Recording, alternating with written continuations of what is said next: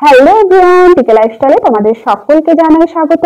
চলে এসেছি আরেকটা রেসিপি নিয়ে। তোমরা সবাই কেমন আছো? আশা করছি ভালো আছো। আজকে আমি তৈরি করব ধনেপাতার পকোড়া বা ধনেপাতার বড়াও বলতে পারো। তো এই রেসিপিটা আমি কিভাবে তৈরি করছি সেটাই আজকে তোমাদের সঙ্গে শেয়ার করছি। তো আশা করছি তোমাদের ভালো লাগবে। তো চলো দেখে নেওয়া যাক আজকের এই রেসিপি ধনেপাতার পকোড়া। তো ধনেপাতার পকোড়া তৈরি করার জন্য কি কি লাগবে সেগুলো চলো আমি রেডি করে নিই। আমার রেসিপি যদি তোমাদের ভালো লেগে থাকে তো প্লিজ চ্যানেলটিকে সাবস্ক্রাইব করে পাশে থাকবে।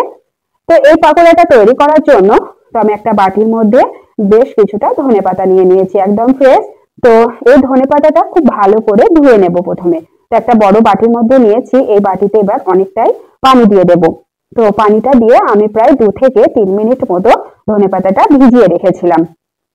আসলে ধনেপাতার মধ্যে নোংরা থাকে, কোনো সময় হয়তো মাটিও থাকে।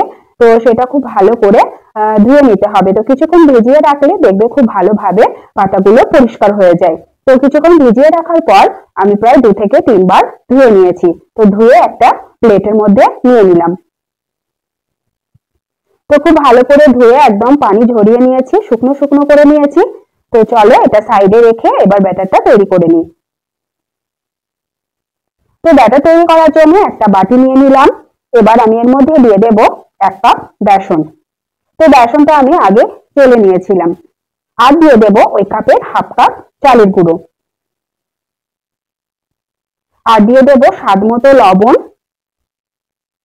1/2 চামচ হলুদ গুঁড়ো, আর দিয়ে দেব 1 চামচ জিরে গুঁড়ো, 1 চামচ ধনে গুঁড়ো, আর বেকিং সোডা দিয়ে দিলাম ওই 1/2 চামচ মতো, তার থেকে একটু কম।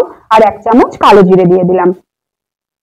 আর দিয়ে দিলাম গুঁড়ো লঙ্কা, ওই 1/2 চামচ মতো দিয়েছি। লঙ্কার পরিমাণটা আমি অনেকটাই কম নিয়েছি।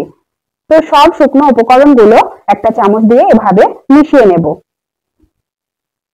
তো যেই কাপ মেপে আমি চালের গুঁড়ো আর বেসন নিয়েছিলাম, তো সেই কাপ মেপে আমি 1 কাপ মতো পানি নিয়ে নিয়েছি। তো একটু একটু করে পানি দিয়ে কিন্তু ব্যাটারটা করে নিতে হবে।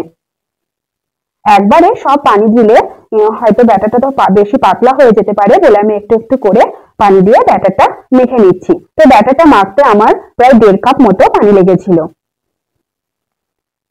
তো আরো 1/2 কাপ মতো পানি আমি দিয়ে দিলাম।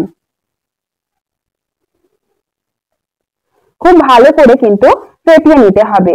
তো ব্যাটারটা আমি বেশ কিছুক্ষণ সময় নিয়ে কিন্তু ফেটিয়ে নিয়েছিলাম। তো ব্যাটারটা একটু বেশি সময় নিয়ে ফেটিয়ে নিলে দেখবে পকোড়াটা খুব ভালো তৈরি হয়, একদম মুচমুচে হয়। তো এভাবে বেশ কিছুক্ষণ সময় নিয়ে কিন্তু ফেটিয়ে নেবে। আর ব্যাটারে দেখো ঘনত্বটা কেমন রেখেছি, ঠিক এরকম রাখবে, খুব বেশি ঘন না বা খুব বেশি পাতলাও না। তো একটা কড়াই বসিয়ে দিয়েছি, কড়াইয়ের মধ্যে দিয়ে দিলাম রিফাইন্ড অয়েল। তো ব্যাটারের মধ্যে আমি এই গরম তেল প্রায় 1.5 চামচ দিয়েছিলাম। তো সেটা কোনো কারণে স্কিপ হয়ে গেছে। তো তোমরা অবশ্যই একটু গরম তেল দিয়ে দিবে, তাহলে পকোড়াটা আরো মুচমুচে তৈরি হবে। আর এই যে ধনেপাতা নিয়েছি, এবার ধনেপাতাটা এইভাবে ভাগ করে নিতে হবে। তোমরা তোমাদের ইচ্ছে অনুযায়ী নিয়ে নেবে। তো আমি কখনো একটু বেশি নিয়েছি, কখনো কম নিয়েছি। তো সাইজ গুলো আমার 2 রকম হয়েছে। তো এই যে তেলটা খুব ভালো করে গরম করে নিয়ে তারপরে কিন্তু গরম গরম তেলে ছেড়ে দেবে। তো গ্যাসের ফ্লেমটা কিন্তু এই সময় একদম লো রাখবে। লো ফ্লেমে পকোড়াগুলো তৈরি করে নেবে, তাহলে একদম ভেতর থেকে মুচমুচে তৈরি হবে। তো প্রথমে খুব ভালো করে তেলটা গরম করে নিয়েছিলাম, তারপরে গ্যাসের ফ্লেমটা একদম কমিয়ে দিয়ে ভেজে দিচ্ছি। তো এক পিঠ হয়ে গেছে, আর এক পিঠ উল্টে দিচ্ছি। তো এভাবে একদম মুচমুচে করে ভেজে নেব। তো ভাজা হয়ে গেছে, এবার তুলে নেব। পকোড়াগুলো খেতে কিন্তু দারুণই সুস্বাদু হয়েছিল, একদম মুচমুচে তৈরি হয়েছিল।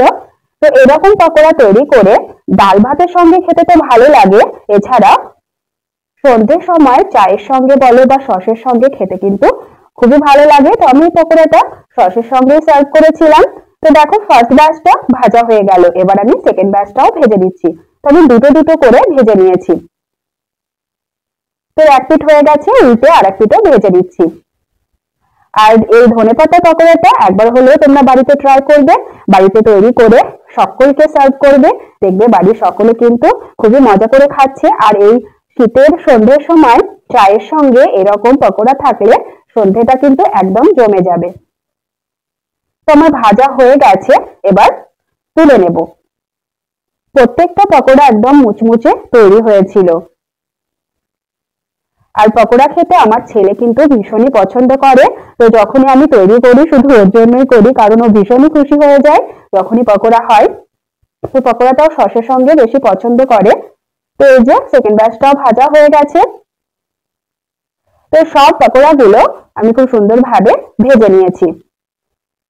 পকোড়ার সাইজগুলো আমার সব একই না, আলাদা আলাদা হয়েছে। তার কারণ কোনোটাতে বেশি নিয়েছি ধনেপাতা, কোনোটাতে কম নিয়েছি বলে এরকম হয়েছে। তোমরা তোমাদের ইচ্ছে অনুযায়ী নিতে পারো। তো সসের সঙ্গে পকোড়াগুলো সার্ভ করেছি। তোমাদের কেমন লাগলো আজকের এই রেসিপি তোমরা অবশ্যই কমেন্ট করে জানাবে। যদি ভালো লেগে থাকে তো প্লিজ চ্যানেলটিকে সাবস্ক্রাইব করে পাশে থাকবে, আর রেসিপিটা একটু শেয়ারও করে দিও।